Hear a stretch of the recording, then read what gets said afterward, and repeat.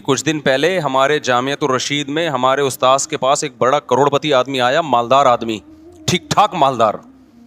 مالداروں کے بڑے مسائل ہو گئے ہیں آج کل, پتہ ہے آپ کو. مالداروں کے گھروں میں ایسے ایسے مسائل چل رہے ہیں کہ آپ کی سوچ. کیوں؟ ساری زندگی دولت کے پیچھے بھاگ بھاگ کے نا, جیب میں بھی دولت ہے, دل میں بھی دولت ہے. اتنا دولت, یہ جو بھاولپور کا واقعہ ہوا, لڑکیوں نے اپنی عزت کے جنازے نکالے یہ نمبروں کے چکر میں.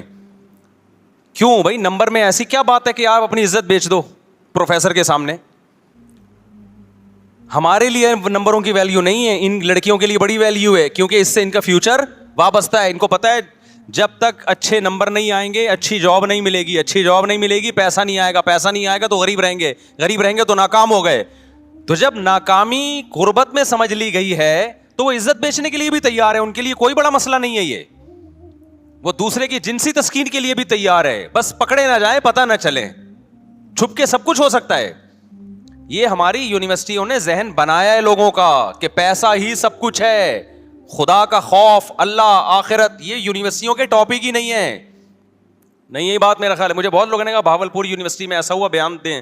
میں نے کہا کیا بیان دیں؟ ایک یونیورسٹی میں ہو رہا ہو تو ہم بیان دیں نا.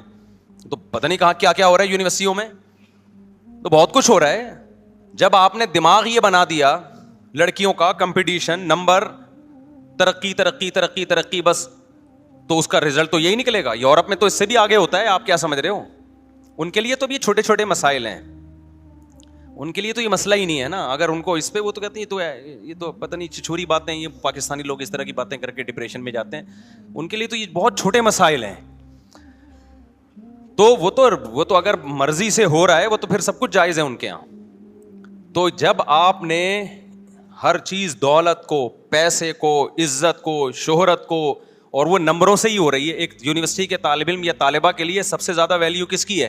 نمبروں کی ہے. تو نمبر اس کو مل رہے ہیں تو آخرت کا کہاں سے خوف ہوگا اس کے دل میں؟ وہ تو کہیں گے ہم ناکام ہیں اگر ہمیں نمبر نہیں ملے. تو میں بتا رہا تھا, وہ کروڑپتی تاجر آئے ہمارے یہاں, استاد سے ملے. انہوں نے بتایا کہ میں اس قدر ڈپریشن میں ہوں کہ بتا نہیں سکتا.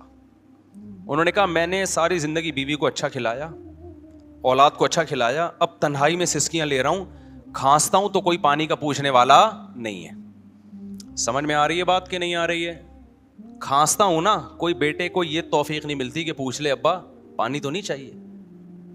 حالانکہ اس کے احسانات اپنی بیوی بچوں پہ ایک غریب آدمی سے کئی گنا زیادہ ہیں.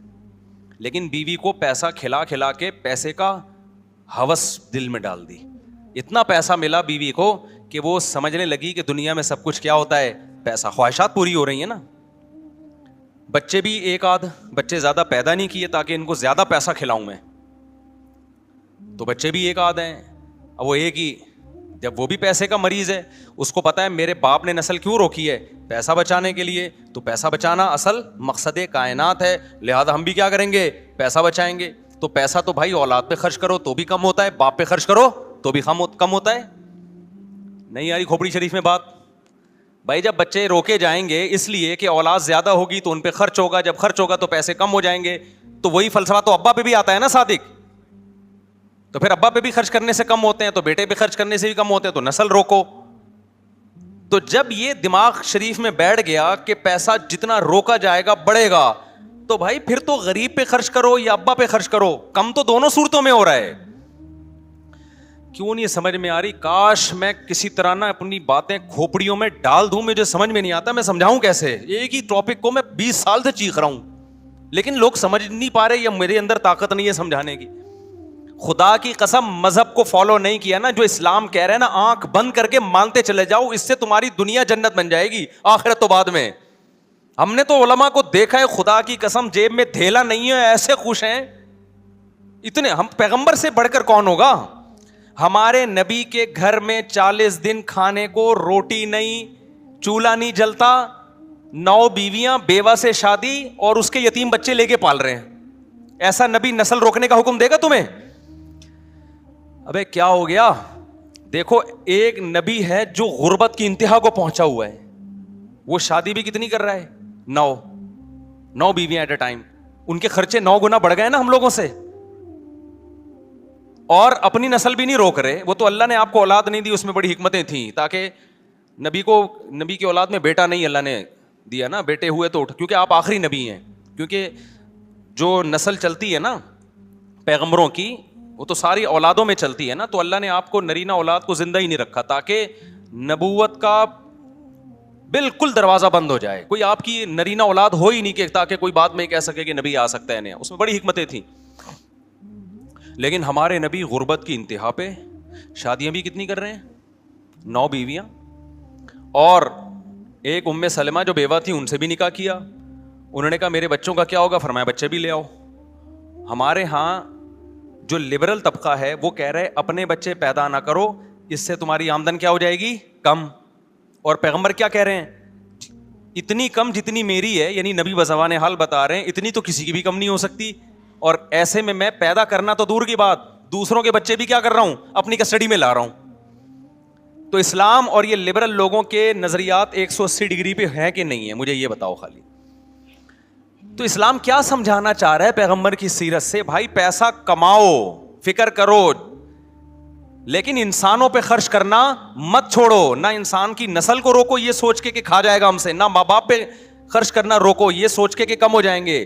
بلکہ نبی نے فرمایا صدقہ کرنے سے مال کم نہیں ہوتا بلکہ بڑھتا ہے. اوپر والا ہاتھ اللہ کو نیچے والے ہاتھ سے زیادہ محبوب ہے. اس لیے مسلمان, ہم نے علماء کو دیکھے ایک دھیلا بھی جیب میں نہیں ہے, ٹینشن میں پھر بھی نہیں ہے, خرچ پھر بھی کر رہے ہیں. ہمارے نبی تو غریب آتا تھا ادھار لے کے دے دیتے اس کو.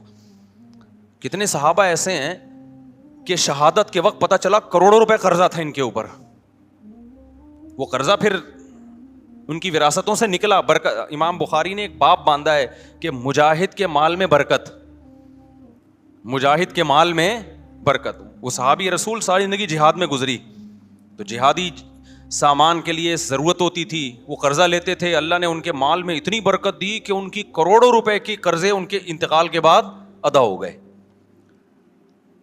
تو خرچ کرنا سیکھو میرے بھائی, خرچ کرنا سیکھو.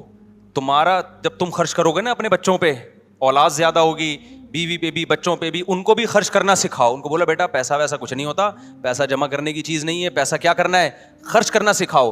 جب تک آپ کے پاس 2 ہاتھ اور 2 پاؤں سلامت ہیں, سورس آف انکم ہے آپ کے پاس. اب سورس آف انکم, رزق کے جو دروازے ہیں نا وہ ہمیں نہیں پتا ہوتا کس کے لیے کہاں سے کھلے ہیں.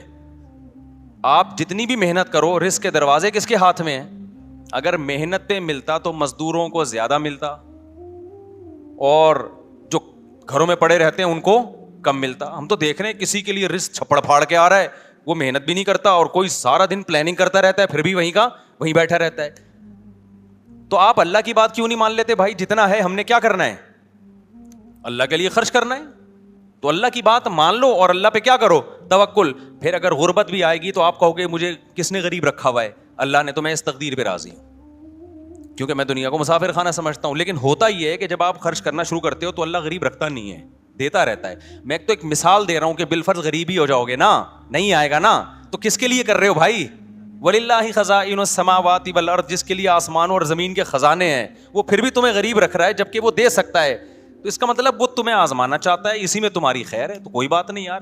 دیکھو ایک غریب بچہ ہو, اس کا باپ بڑا کروڑ پتی ہو, تو بچہ غریب ہونے کے بعد بھی ٹینشن نہیں لیتا, کہہ رہا میرا باپ کے پاس بہت پیسہ ہے, وہ مجھے ضائع نہیں ہونے دے گا. اب اگر میرا باپ مجھے پیسے نہیں دے رہا, اس میں میری اصلاح ہے. بچے بعض دفعہ پتا ہوتا ہے ابا کو, میں اس کو پیسے دوں گا, چھٹے لگانا نہ شروع کر دے, کہیں یہ گٹکا نہ کھانا شروع کر دے, تو ٹینشن نہیں لیتا. کہتے بھائی میرے پاس وسائل بھی ہیں, ذرائع بھی ہیں, میری جیب میں نہیں, ابا کے اکاؤنٹ میں ہے.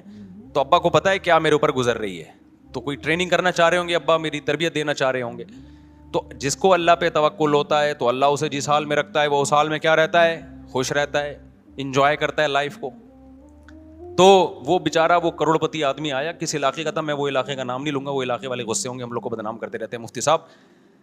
تو کہہ رہا ہے بھائی میں نے بیوی کو بھی ٹھیک ٹھاک کھلایا, بچوں کو بھی, بچے کتنے 2-3, ان کو بھی بہت کھلایا, اب کھلانے کے قابل نہیں ہوں, ریٹائر ہو گیا ہوں, تو گھر میں پڑا ہوا کھانستا رہتا ہوں, بچوں کو برا لگتا ہوں, کیونکہ بچوں کو نوٹوں کی کیا پڑ گئی ہے عادت. بچوں نے بڑی عیاشی کی ہے, بڑی گاڑیوں میں, 2-3 بچے گاڑیوں میں گھومتے رہے ہیں, اب وہ ٹینشن لے نہیں سکتے. بیگم کی بھی ہر خواہش پوری ہو گئی, اب وہ ٹینشن لیس ہو گئی, یعنی ٹینشن برداشت کرنے کی طاقت اس میں ختم. اب جب ٹینشن برداشت کرنے کی طاقت ختم ہے تو بوڑھے شوہر کو برداشت کرنا, اس کی کھانسی کو برداشت کرنا, اس کی خدمت کرنا, یہ سب چیزیں ان لوگوں کے لیے بڑی مشکل ہوتی ہیں. دیکھو دولت مند لوگ یا جو بے دین لوگ ہیں ان کی جوانی کو دیکھ کر کبھی بھی دھوکے میں نہ آیا کرو. یہ تھوڑے دن کا ان کے مزے ہوتے ہیں, اس کے بعد جب ان کی عمر بڑھنے لگتی ہے ان میں آپس میں ریلیشن نام کی کوئی چیز نہیں ہوتی, ان میں ریلیشن بالکل نہیں ہوتا, ہوس ہوتی ہے بس ہوس. تو اور ہم نے غریبوں میں دیکھیں 10 سال ہو گئے باپ کو کومے میں گیا ہوا ہے, بیٹا باپ کی چارپائی نہیں چھوڑتا کہ ابا کو کس وقت کس چیز کی ضرورت پڑ جائے گی, کہیں جاتا ہے تو دوسرے بندے کو کھڑا کر کے جاتا ہے. یہ جو یورپ میں معذوروں کی اتنی خدمت ہوتی ہے نا, گورنمنٹ پیسے دے رہی ہوتی ہے, ہر معذور کو 2 بندے دیے ہوئے ہوتے ہیں, ہم بڑی تعریف کرتے ہیں کتنی اچھی سوسائٹی ہے یار, وہاں ہر معذور کو 12 گھنٹے کی ڈیوٹی سے گورنمنٹ بندہ دیتی ہے. گورنمنٹ اگر وہاں لوگوں کو بندے نہ دے تو معذور روڈ پہ پڑے ہوئے ہوں وہاں پہ, سگا بھائی بھی اپنے لنگڑے بھائی کو گھر میں رکھنے کے لیے تیار نہ ہو. گورے کے پاس ٹائم نہیں ہے اپنے باپ کو اپنے گھر میں رکھے, وہ اپنے بھائی کو کہاں سے رکھے گا؟